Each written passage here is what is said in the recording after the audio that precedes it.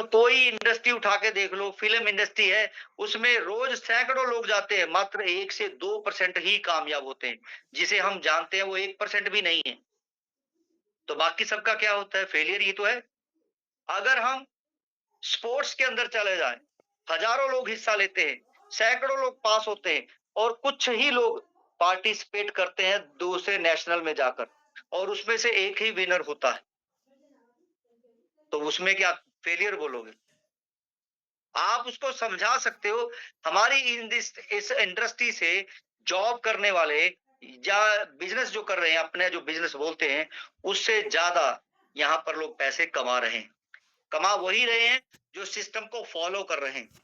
जो तरीके से बस एक बार दिमाग में डाले कि 2 साल तो करूँगा, चाहे पैसा ना ही आए, लेकिन 2 साल तो करूँगा। जैसे मैंने कहा कि मुझे पैसा आए ना आए, 5 साल तो मैं अपने दूँगा ही दूँगा इस सिस्टम। और आप यकीन मानिए कि 5 साल 2022 से लेकर 24 तक 2 साल कुछ नहीं आया, फिर भी लगे रहे और 24 से जैसे ही स्टार्ट हुआ, धीरे-धीरे 25 में एकदम से स्पीड पकड़ ली इसने। और अभी 1 साल पड़ा है मेरा। 2027 अगस्त तक मेरे पास 1 साल का समय पड़ा है अभी। इवन 1.5 साल का समय पड़ा है। तो आप समझिए कि अगर मैंने टाइम बनाया, टाइम बाउंड किया, अपने आप को टारगेट रखा कि क्या हासिल करना है और उसपे सुधार करते रहे और सुधार कर रहे हैं, आज भी सुधार कर रहे हैं।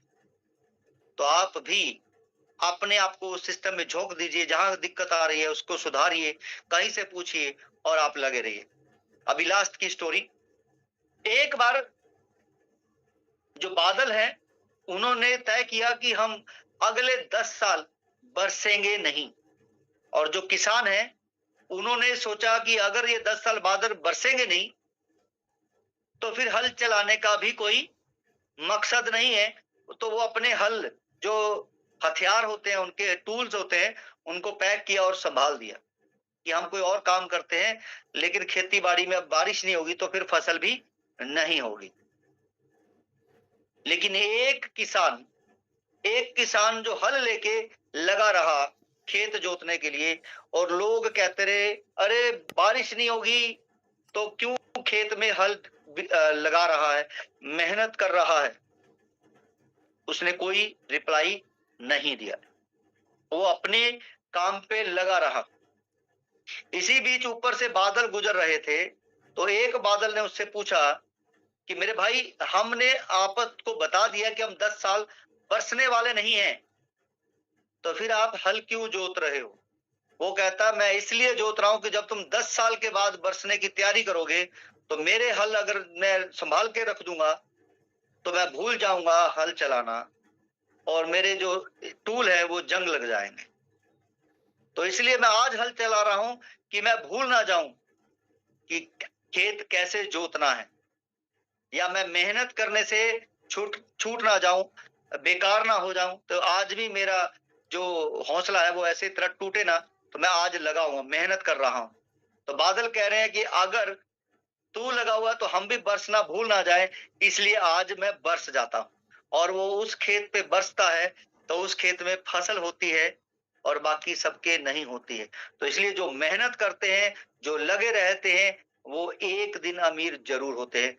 क्योंकि कुदरत का एक ही नियम है कि आप लगे रहो, मेहनत की फल की इच्छा ना करो, फल अपने आप आता है।